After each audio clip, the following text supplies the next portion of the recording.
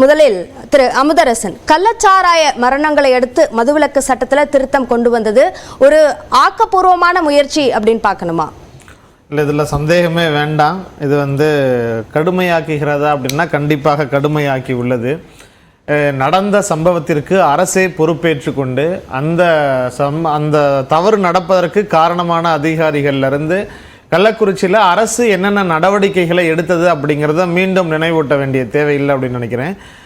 24 மணி நேரத்திற்குள்ளார அரசு துரிதமாக செயல்பட்டு தொடர்ந்து அதை தடுத்து நிறுத்துவதற்கான, குற்றங்களை தடுப்பதற்கான அந்த பணிகளை தொடர்ந்து செஞ்சுட்டு இருந்துச்சு. குற்றத்துக்கு காரணமானவர்களை கைது செய்தார்கள். அதிகாரிகள் உட்பட அனைவர் மீதும் நடவடிக்கை எடுக்கப்பட்டுச்சு.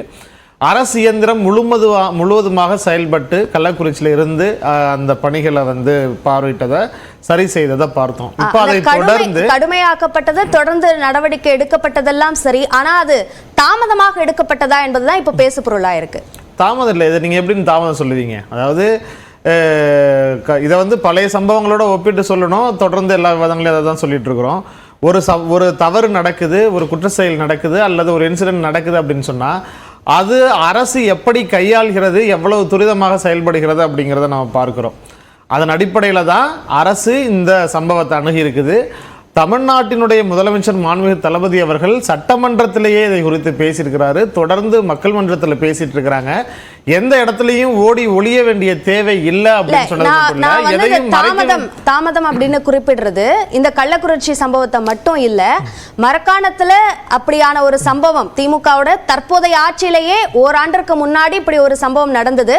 அப்பவே இது போன்ற நடவடிக்கைகள் எடுத்திருந்தா கள்ளக்குறிச்சியில இந்த 60க்கும் மேற்பட்ட உயிர்கள் போயிருக்காது என்ற அடிப்படையில் இந்த கேள்வி எழுப்புறேன். இல்ல, அதற்கு பிறகு அரசு எப்படி செயல்பட்டு இருக்குது, அந்த குழுக்களை எப்படி அமைத்து அதை தடை செஞ்சிட்டு இருக்கிறாங்க அப்படிங்கிறத நம்ம பார்த்துட்டு இருக்கிறோம்.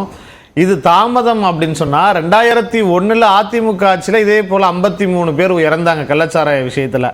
அப்பொழுது அரசு இப்ப தமிழ்நாடு அரசு, திமுக அரசு எந்த அளவிற்கு வேகமாக செயல்பட்டு இருக்கோ அதே மாதிரி அன்றைக்கே செயல்பட்டு இந்த சட்ட விதிகளில் திருத்தம் கொண்டு வந்து அந்த மாதிரியான ஆக்கப்பூர்வமான நடவடிக்கைகள் எடுத்திருந்தாங்க அப்படின்னு சொன்னா அது இன்னும் காலகட்டத்தில் கொஞ்சம் கொஞ்சமாக குறைஞ்சு வந்திருக்கும்.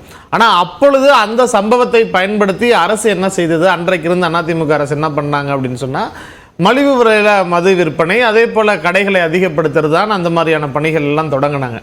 ஆகையினால மலிவு விலை மது திமுக ஆட்சியில இல்லையா?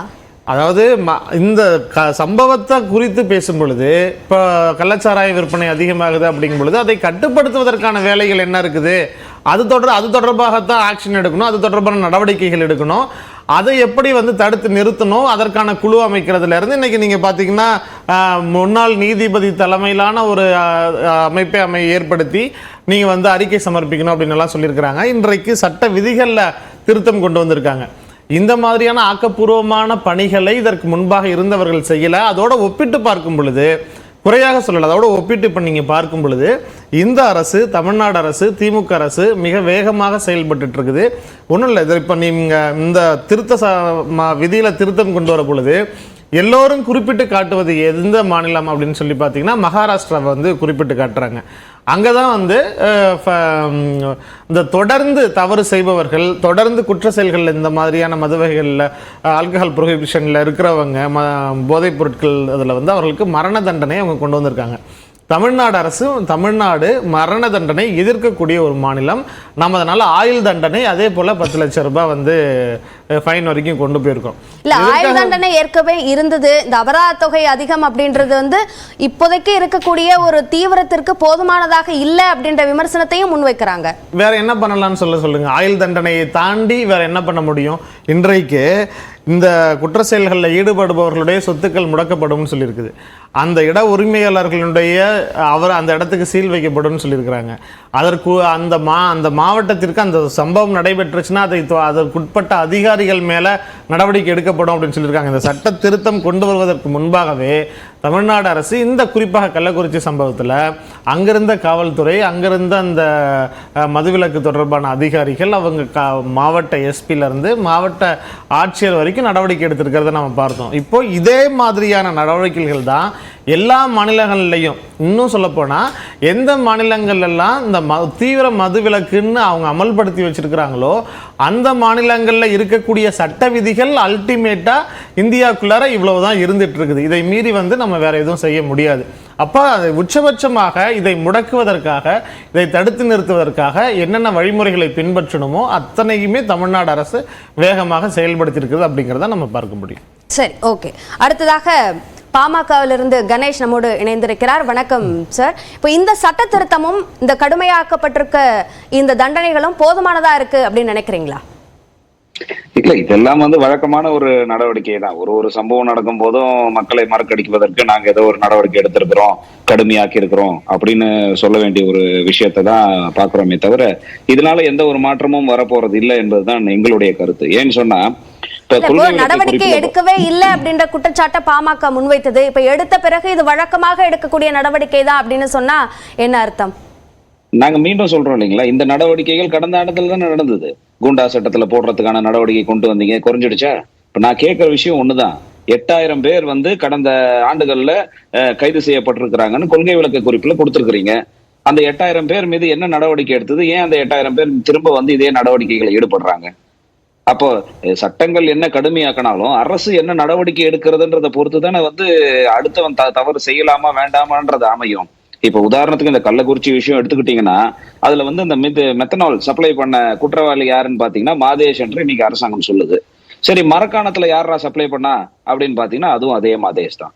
இப்ப மரக்காணத்துல சப்ளை பண்ண மாதேஷ் மறுபடியும் வெளியில கள்ளக்குறிச்சிக்கு சப்ளை பண்றாருன்னா அரசு சட்டம் இருந்தும் என்ன நடவடிக்கை எடுத்ததுன்றது இருக்கு இல்லையா? இப்ப அப்படி அந்த இடத்துல நீங்க 1000 சட்டம் நிறைவேற்றினாலும் ஒரு அரசாங்கம் கடுமையான நடவடிக்கைகளை அந்த நபர்கள் மீது எடுத்தாலே ஒழிய நம்மளால என்ன ஒரு மாற்றத்தையும் நம்ம கொண்டு வந்துட முடியாது. இப்ப முன்னாடி பேசின மரியாதைக்குரிய அண்ணன் பேசும்போது ரொம்ப இந்த சினிமால வர மாதிரி நடுவுல கொஞ்சம் பக்கத்தை காணும்வாங்க. 2001 நடந்தது அதிமுக அரசு பண்ணதா? அதெல்லாம் நீங்க பேச வேண்டாம் சார். அதிமுக அரசு பண்ண பிறகு 2008 கிருஷ்ணகிரியில நடந்தது. கிருஷ்ணகிரி பார்டர் வில்லேஜஸ்ல நடந்தது. அப்ப திமுக ஆட்சி தானே இருந்தது, நாங்களும் அதுல ஆதரவுல தானே இருந்தோம். அப்ப நீங்க எந்த பாடமும் கத்துக்கலையா? எதுவும் நடக்கலையா? நாங்க கேட்ப விஷயம் எல்லாம் வேண்டாம். ஒருத்தன் தப்பு செய்யறான், கள்ளச்சாராயம் விற்கிறான், அடுத்தது அவன் கள்ளச்சாராயமே விற்க கூடாது அப்படின்ற அளவுல நீங்க இப்ப 10 லட்ச ரூபாய் தண்டனை கொடுத்தீங்கன்னா என்ன ஆயிட போகுது? சரி, அப்போ பாமகவோட பரிந்துரை தான் என்ன சட்ட திருத்தம் கொண்டு வந்தா அல்லது என்ன தண்டனை கொடுக்கப்படும் அப்படின்னு சொன்னா இதை தடுக்க முடியும்னு பாமக நினைக்குது? நாங்க தெளிவாவே எங்களுடைய 2016 இருந்து தொடர்ந்து நாங்க கொள்கை விளக்காகவே கொடுத்துருக்கோம். சட்டமன்றத்துல வலியுறுத்தினாங்களா இந்த விஷயத்தை கொண்டு வரணும்? பேசிருக்கிறாங்க. நாங்க இன்னைக்கு பேசலங்க, 30 வருஷமா பேசிட்டு இருக்கிறோங்க. நான் தொடர்ந்து சட்டமன்றத்துல பேசுவேன். அதிமுக ஆட்சி காலத்துல நான் ஏந்துச்சாலே எனக்கும் அமைச்சருக்கும் சண்டை தான் வரும். நாங்க சொல்ற விஷயம்னா 100% கள்ளச்சாராயத்தை ஒழிப்பதற்கு தமிழ்நாடு காவல்துறைக்கு திறமை மட்டும் இல்ல, திராணி இருக்குன்றது எங்களுக்கு தெரியும். அவர்களை சுதந்திரமாக செயல்பட விட்டாலே போதும். அவர்கள் சுதந்திரமாக காவல்துறை கிட்ட கூப்பிட்டு ஒரு காவல்துறை எஸ்ஐக்கும் ஒரு விஏஓக்கும் தெரியாம ஒரு கிராமத்துல எந்த இடத்துலயும் காய்ச்ச முடியாது அப்படின்றது எங்களுக்கு நம்பிக்கை இருக்கு.